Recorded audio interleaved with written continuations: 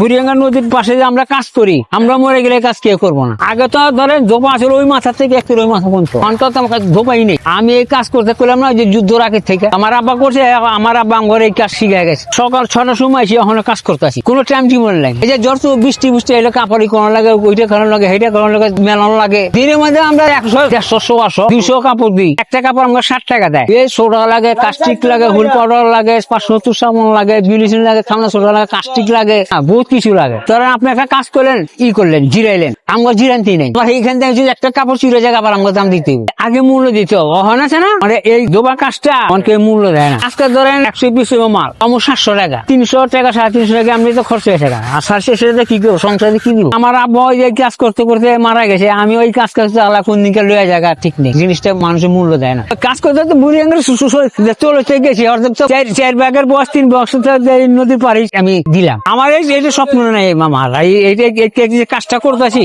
শেষ। একটা বাড়ি দিয়ে আমরা 40 কেজি বাড়ির সবাই দিতে পারবো না। তারপর দ্বিতীয় দিতে আমরা জাদুঘরে শিখে এলো কথাটা। আমার এই কাজটা দোবা কাজটা কে করতে চায় না। যেমন এই আমরা এখন করতেছি, আমরা ছেলে মেয়ে এই কাজ করবো না। এই কাজটা আমরা যখন যে পরিশ্রমটা করি, আজকাল পোলা পানি ছেলেরা এই পরিশ্রমটা করতে চায় না। আমার বয়স 13, কষ্ট জীবন লয়ে আমি এই অহন কাজ করতেছি।